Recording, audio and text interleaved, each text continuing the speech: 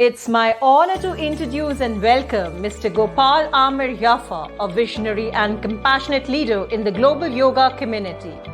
Has dedicated his life to foster peace and connection through his innovative work.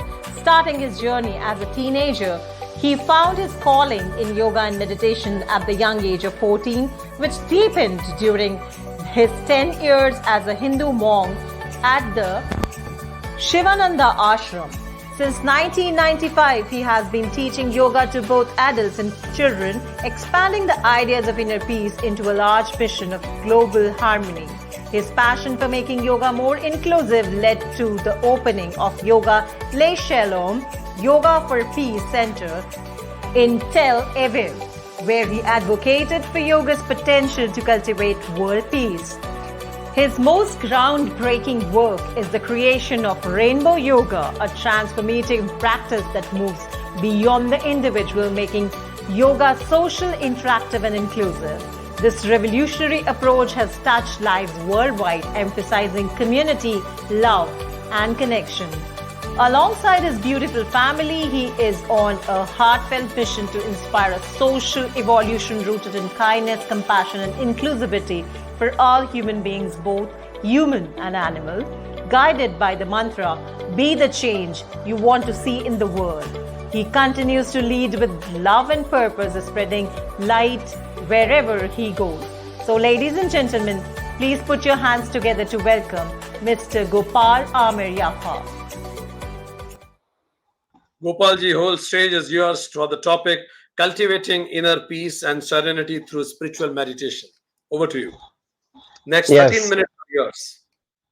Okay, thank you very much. And thank you everyone that participated for your insights and your wisdom. Yes, I definitely believe in inner peace for world peace. I do think that we are here for a reason, each and every one of us. We're here for nothing less than making the world a better place. And I want to start with a story. When I lived in the ashram, this was 1995.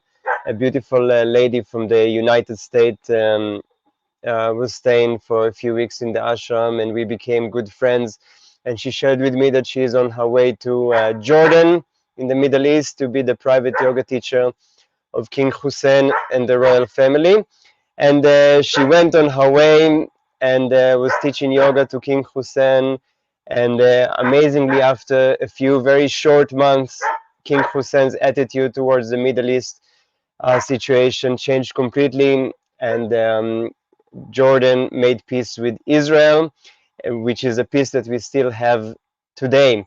So lots of people are feeling despondent. They think that peace is not possible, but I know it is. I'm originally from Israel. I lived through a few wars. I've seen lots of hatred, but I also have seen lots of love. We had war. Israel had war with Jordan before. Now we have peace. We had war with Egypt. Now we have peace. We even have peace with the United Emirates now. And we will have peace with Palestine as well. And it maybe just like Valerie said, yes, maybe it does start with inner peace. This is important, right? We all know that it all starts from inside of us. Let's say that we are a parent or we are a teacher. We go back home or we go and teach at the school. If we are not feeling peace inside of us, immediately it is reflected back to us. Immediately we have conflicts within our classroom, within our family, within our community.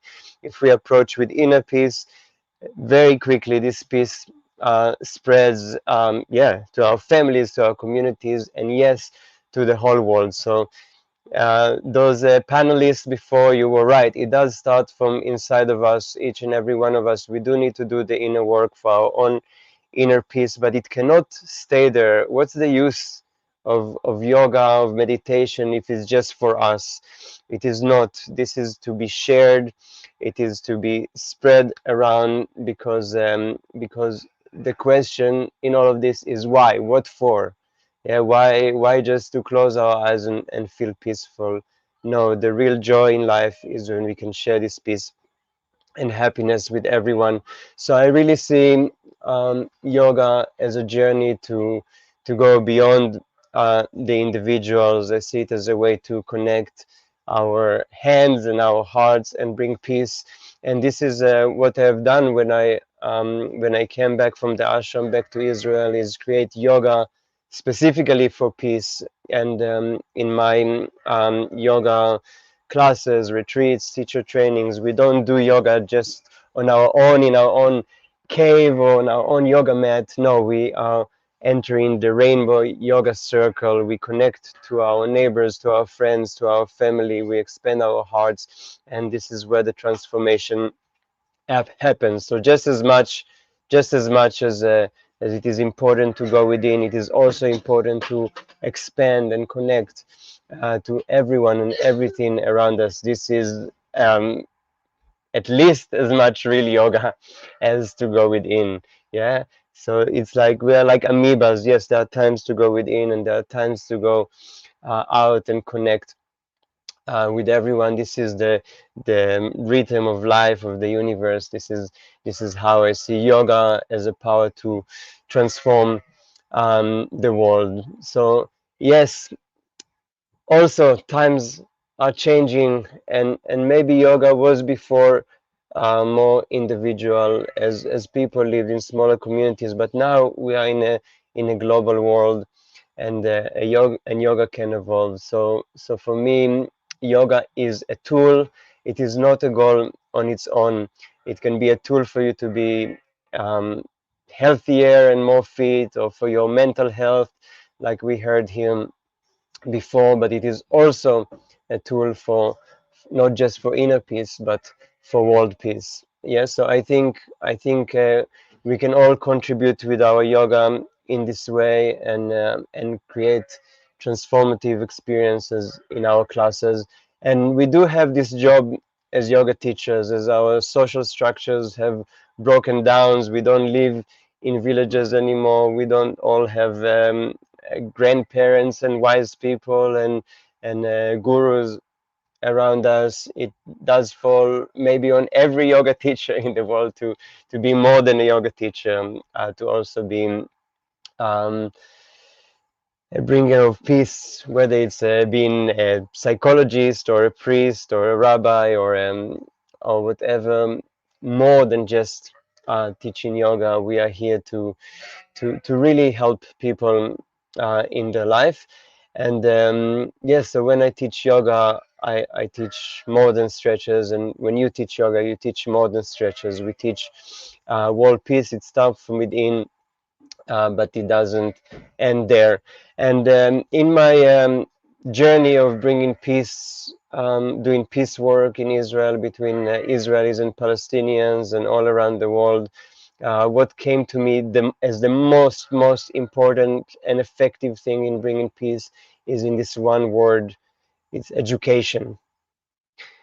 If we teach our children to hate, they will hate. If we teach them to love, they will love. So this is what we need to do. We need to keep sharing love, keep sharing kindness, keep sharing respect, keep sharing, accepting each other as we are, keep focusing on what unites us and not what separates us. This is what we need to keep passing to the next generation. Yeah, and there's only one way to do it. It's through examples. So it's up to me, it's up to you, it's up to all of us to create a change in our own life and show to our children, to our students, to the next generation how to do it as well. Yeah, and peace is totally possible. Yeah, if I do one good thing and you do one good thing and each and every one of us does one good thing, it makes a huge difference. Yeah, each one of us is maybe seems to be a little light, but together we are a beacon that lights the whole world, a beacon that will bring peace. And yes, I have been doing grassroots activism in many ways, from the environment and animals and world peace, for a long time, but I would like to see the change coming from high up as well, not just from bottom to top. I know we're all doing our best. I would like to see it coming from above, And this is why it's so important to have organization like yours and connect with NGOs to the global community and see more change happening from the top to the bottom. This is what I want to see in the world still in my lifetime. This is the world I want to see for my children and grandchildren, and I believe we can do it. We should never give up, and we should really slow down a little bit. I know that I'm talking very fast right now because I only have a few minutes, but this is very important. I think each and every one of us, each and every person in the world really does care. We all really want to make the world a better place, whether it's a world of one individual that we love, or our own world, or the world of our family, the world of our community, of our country, or the whole world. We all really, really want this, but sometimes we're too busy, we're too rushed to care as much as we want to. So I would like to see a world where we all take deeper breaths and take more time to love and care for ourselves, for our families, for our communities, for the earth, and for the world at large. So I'm so happy that you joined this United Consciousness conference, Week of Peace, because it's good to know that I'm not alone, you're not alone as well. We're all in this together. We all keep putting the effort in. Change will happen. Change is happening. We have it's in our nature to focus on the negativity and to see the bad, but I can really see that the world is getting more conscious, that people do want to have more peace, even while we are spiraling into a world that's faster and busier and noisier. At the same time, people also do care more and want to take the extra step to make a difference in the world. So again, thank you all for being on this journey with me, and let's continue connecting and making the world a better place together. Thank you very much, Gopalaji. So nicely you gave emphasis on seva. If yoga does not teach me to help others, then it is not right spiritual path I am on. As somebody rightly said, seva is dharma in action. When dharma comes in action, it becomes service. So I'm sure the message you want to give, and this is what you said, we need to teach to our kids, because education is important. The stories we tell our kids decides whether they will love others or hate others. Anything which will create a more unified world should be upholded. Anything that creates divisive world should be condemned. And for that, as you rightly said, we need to lead with example. We need to live the message we want to propagate to others, so that we can create a better planet for our children, leaving no one behind. Thank you very much. My pleasure. Thank you so much. Thank you. On behalf of United Consciousness, I thank Mr. Gopal Amir Yaffa for coming on to the platform of United Consciousness. Thank you so much.